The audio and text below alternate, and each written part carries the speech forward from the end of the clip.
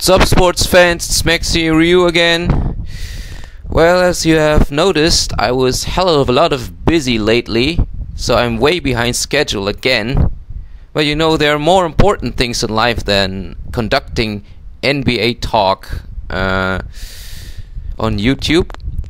But let's start with something special and something drastic. Now everybody in the basketball sports media and press, they usually talk about the next Michael Jordan crap, and they dare to compare certain athletes of today with the greatest player of all time. And worst of all, those midgets dare to hype them up like gods and have those unrealistic expectations to do things like Mike. And let me tell you what, most of those so-called experts of today, sitting around in Sports Center, man, they are a joke. They just sit on their lazy asses, talking their shit chat, they feel so good about themselves, and how they evaluate on players being like Mike, and playing around with their iPods, iPhones, Blackberries, or whatever you may call them, in their free time. Let me tell you that you guys from ESPN are so deluded and blinded by those highlights that you love to worship and overhype so much.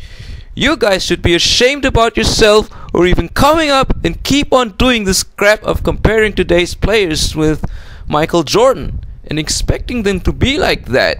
I mean, come on, man. This is the thing that really turns me off, you know? That you criticize them for failing them to be like Mike. I mean, that is a big backstab in the ass and is totally intolerable. I've got good news for you, man. There will never be a next Michael Jordan, and I'll tell you why. Michael had something that today's athletes don't have: the ultimate heart, desire, and furious ambitions and passions of competing against the best in the world. Michael Jordan has practically started from the bottom and was, as I said before in one of my previous videos, he was in the same situation where LeBron James was when he played for the Cleveland Cavaliers. He was playing with an immature supporting cast that seemed to play below standards and expectations. And again, referring back to that same video, the way Michael had treated and shaped his supporting cast by constantly taking them hard by the horns and punishing them until their limits without any mercy has had a huge impact on the team's development under him. And I'm not saying this again. Under this type of leadership, Scottie Pippen and co. and everybody who played under Michael Jordan, they became the best supporting cast a leader could ever ask for. I mean, with Magic, Larry, and Isaiah being so much ahead in the 80s, and with Jordan's team struggling among the elite teams until the beginning of the 90s, man, I mean, that must have been a hell of a pain to deal with for Jordan. And that suffering that Jordan went through tells more than 1,000 stories, because he had the toughest road to become an NBA champ out of all of them. Now you see, you take these three premier superstars, Magic, Larry, and Isaiah, into perspective.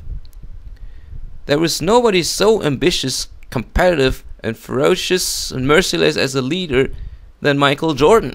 Magic Johnson didn't have such a personality. Isaiah didn't have it. Well, maybe Larry Bird was the one who can be slightly put under this category. And now referring it to the athletes of today, well, yes, they display some skills and athleticism that looks like Mike. Some of them imitate some moves of Jordan, but again, they are not Michael Jordan. While Jordan had his ferocious competitiveness and heart to punish his supporting cast to the limit back in the 90s, I mean, like being on a great mission, I mean, I don't feel or see this type of personality in players like LeBron James and Dwayne Wade, although they display their skills. It is simple as that. I do not see this kind of ferocious personality within them, with their Heat supporting cast. And now you see that it makes quite a difference to have this type of personality that Jordan had. If he hadn't displayed that type of ferocious personality, Chicago would have never become the best team of the 90s. And most important of all, they wouldn't have defeated their most bitter adversaries, which were the Bad Boys, Isaiah Thomas, and the Detroit Pistons. Period. The next Jordan, give me a fucking break. You know, guys, if you want to see real experts, go and watch TNT Overtime with Charles Barkley, Kenny Smith, Ernie Johnson, David Aldridge, and co.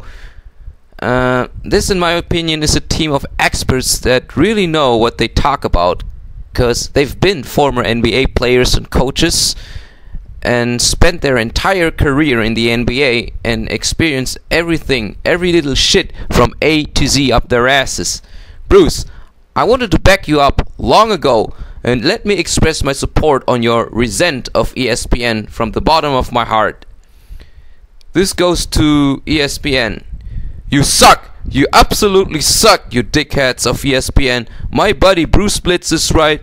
Now, thanks to him, I'm beginning to realize that most of you guys are crap talkers who love to hype up things and bash on certain players if they do not perform according to your expectations. You have no rights to call yourself experts. You suck. I'm Maxi Ryu, and I'm out. Bruce Blitz, you got my support as long as I am in YouTube. Peace out. Have a nice day, man. And by the way, Chicago rocks.